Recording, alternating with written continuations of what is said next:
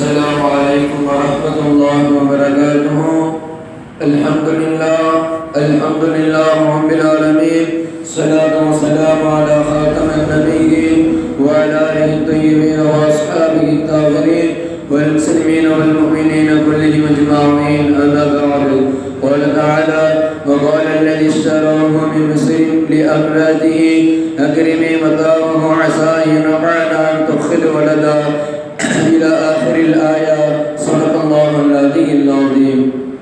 கணித்திருக்குத்தான் அல்லாஹ்வின் நல்லடியார்களே, நாம் தொடர்படியாக ஹஜ்ரத் யூசுப் அலைஹிஸ்ஸலாத்து வஸ்ஸலாம் அவர்களுடைய சரிதைகளை தினமொரு பொழுதிலும் நாம் கண்டுகளித்து வருகிறோம். இன்றைய தினம் தொடர்ச்சியாக ஹஜ்ரத் யூசுப் அலைஹிஸ்ஸலாத்து வஸ்ஸலாம் அவர்கள் அந்த அஜீஸ் என்ற அரசனிடத்திலே கைமாற்றப்படுகிறார்கள். கிணற்றில் இருந்து பயணிகள் அவர்களை தூக்கி ஹஜ்ரத் யூசுப் அலைஹிஸ்ஸலாத்து வஸ்ஸலாம் அவர்களை அடிமையாக்கி அவர்களை சில திரகத்திற்கு சில தீனாருக்கு அரசரிடத்திலே விற்கிறார்கள். அந்த அரசருமோ ஹஜ்ரத் யூசுப் நபி அவர்களை வாங்கி அந்த நாடு எகிப்து நாட்டினுடைய அரசராக இருக்கக்கூடிய அசீஸ் அவர்கள் கொண்டு சென்று தன்னுடைய அரண்மனையிலே வைக்கிறார்கள். எப்படி?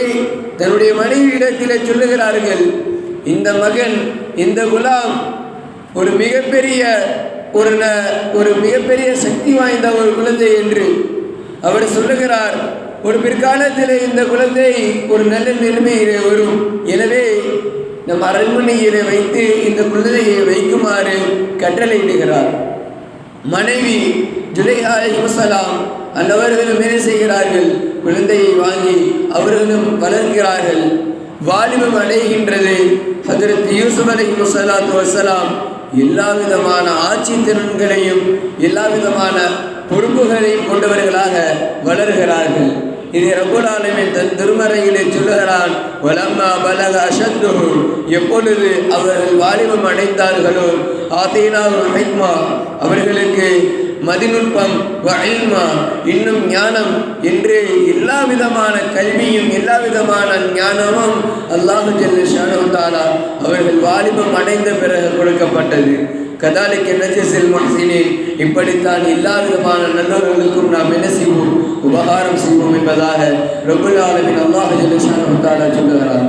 ஹஜ்ரத் யூசுப் அலைஹிஸ்ஸலாத்து வஸ்ஸலாம் அவர்களுக்கு ஞானம், அவர்களுக்கு இல்மு மட்டுமா கொடுக்கப்பட்டது என்றால் அவ்விரண்டையும் சேர்த்து ஒழுக்கமும் கொடுக்கப்பட்டது. எந்த அளவிற்கு ஒழுக்க சீலராக இருந்தார்கள் என்றால் ஒரு மிகப்பெரிய சம்பவமே வருகிறது. ஹஜ்ரத் யூசுப் அலைஹிஸ்ஸலாத்து வஸ்ஸலாம் அழகில் கை தேர்ந்தவர்கள் என்று வருகிறது வரலாற்றிலே. ஒருமுறை அப்படித்தான் மொட்டையடிக்கப்பட்டு, அதாவது ஹஜ்ரத் யூசுப் அலைஹிஸ்ஸலாத்து வஸ்ஸலாம் அவர்கள் மிக அழகாக இருந்தார்கள். முகத்திலும் சரி, உடலிலும் சரி, அவர்களுடைய நடத்தையிலும் சரி, அனைத்திலும் சரிவர இருந்தார்கள் என்று வரலாறுகளிலே குறிப்பிடப்படுகிறது. அவர்கள் அவ்வாறு இருந்தார்கள் என்று. பின்வரும் காலங்களிலே அந்த ஜுலைஹா அம்மையார் அவர்கள் ஹஜ்ரத் யூசுப் நபியினுடைய அழகிலும் அவர்களுடைய மதிநுட்பத்திலும் மயங்கி அவரை எப்படியாவது அடைய வேண்டும் என்ற நோக்கோடு, அவர்களை அடைய வேண்டும் என்ற ஒரே ஒரு நீயத்தோடு என்ன செய்தார்கள்? தன்னுடைய அறைக்கு அழைத்தார்கள். தன்னுடைய அறைக்கு அழைத்து தன்னிடத்திலே தவறுதலாக நடக்கும்படியாக அவர்கள் கட்டளையிட்டார்கள். அவர்கள் விருப்பப்பட்டார்கள். பின்பு ஹஜ்ரத் யூசுப் அலைஹிஸ்ஸலாத்து வஸ்ஸலாம் ஒரே ஒரு வார்த்தை சொன்னார்கள், நான் அல்லாஹ்விற்கு பயப்படுபவன், எனவே என்னை விட்டுவிடுங்கள். நான் அல்லாஹ் என்னை பார்க்கிறான், அல்லாஹ் என்னை பார்க்கிறான், அவன் என்னுடைய இரட்சகன், அவனையே நான் வணங்குகிறேன், அவனுக்கே நான் அச்சம் கொள்கிறேன், எனவே என்னை விட்டுவிடுங்கள் என்று ஹஜ்ரத் யூசுப் நபி கேட்டுவிட்டு உடனே வெளியே ஓட முயற்சித்தார்கள். பின்னால் வந்த ஹஜ்ரத் ஜுலைஹா அலைஹிஸ்ஸலாத்து வஸ்ஸலாம் தன்னுடைய சட்டையை பிடித்து ஹஜ்ரத் யூசுப் நபியுடைய சட்டையை பின்புறமாக கிழித்து விட்டார்கள். பின்பு கதவை திறக்க அசீஸ் அவர்கள் வந்து முன் நின்றார்கள். உடனே ஜுலைஹா அம்மையார் சொன்னார்கள், இந்த யூசுப் என்னிடத்திலே தவறாக நடக்க முயன்றார் என்று அந்த ஜுலைஹா அலைஹிஸ்ஸலாத்து வஸ்ஸலாம் அவர்கள் ஹஜ்ரத் யூசுப் நபியை பற்றி அவர்களுடைய அந்த மன்னனிடத்திலே சொல்ல மன்னன் ஒன்றே ஒன்று சிந்தித்தான்.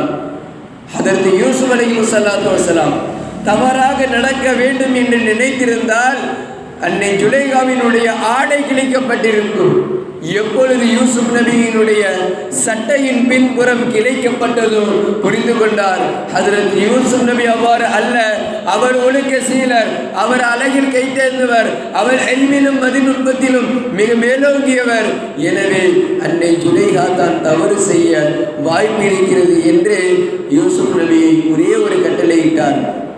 நீங்கள் அறையில் இருக்கும் அறையிலே சென்று இருங்கள், நான் வருகிறேன் என்று சொல்லிவிட்டு ஜுலைகாவினிடத்தில் உண்மையை கூறு, அல்லாஹ்வை சாட்சியாக நான் ஆக்கி உன்னிடத்திலே கேட்கின்றேன், நீ அவரிடத்திலே தவறுதலாக நடக்க பார்த்தாயா அல்லது உன்னிடத்திலே அவர் தவறுதலாக நடக்க பார்த்தாரா என்று அல்லாஹ்வை சொன்னவுடன் உடனே புரிந்து கொண்டார் மன்னர், யூசுப் நபியின் மீது எத்தவறும் அல்ல, அவர் தான் ஏதோ செய்திருக்கிறார் என்று நினைத்து கொண்டு அரசன் அமைதியாக வந்துவிட்டார்.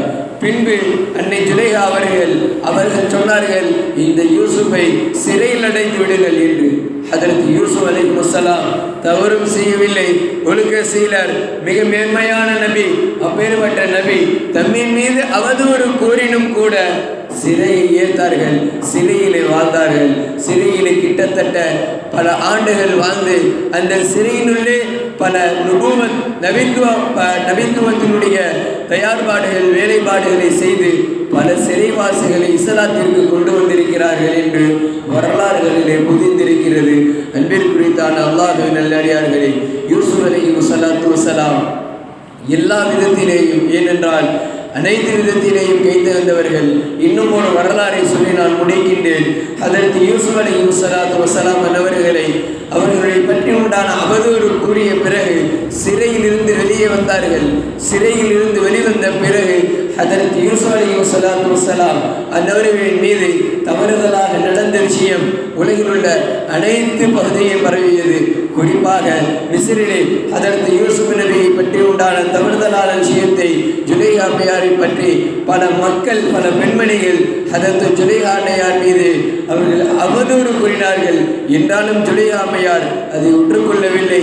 நான் அனுபவித்த இந்த சுகத்தை அவர்களும் கேட்க வேண்டும், நான் எப்படி யூசுப் நபியின் மீது ஆசை கொண்டானோ இது சரியா தவறா என்று மக்களும் புரிந்து கொள்ள வேண்டும் என்று யூசுப் நபியை ஒருமுறை பார்க்க அவர்களுடைய தோழியிற்காக வேண்டி ஏற்பாடு செய்ய ஹதரத் யூசுப் அலைஹிஸ்ஸலாத்து வஸலாம் அழகிலும் சரி எல்லா விதத்திலேயும் சரி அவர்கள் வந்து நின்றார்கள்.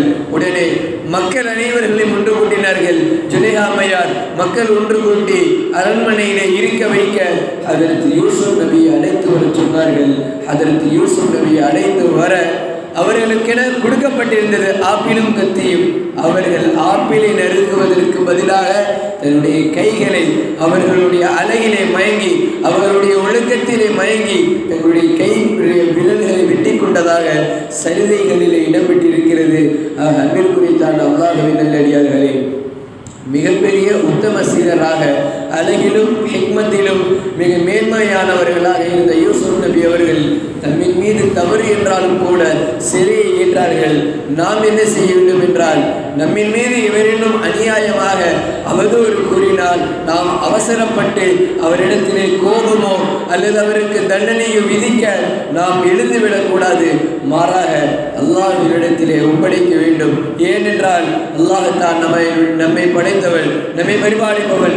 எனவே அவனே அவர்களுக்கு கூலி கொடுப்பதிலே சரியானவன் என்பதை ஒரே ஒரு முறையில் நினைத்து நாம் அவர்களிடத்திலே நாம் ஒப்படைத்தோம் என்று சொன்னால் அல்லாஹ் அனைத்திற்கும் சிறப்பானவன் என்று சொல்லிக்கொண்டு நாம் யூசுப் நபியினுடைய போன்று ஒழுக்கத்தோடும் இல்மோடும் ஹிக்மத்தோடும் வாழக்கூடிய தோல்விகளை நம் அனைவருக்கும் தருவானாக.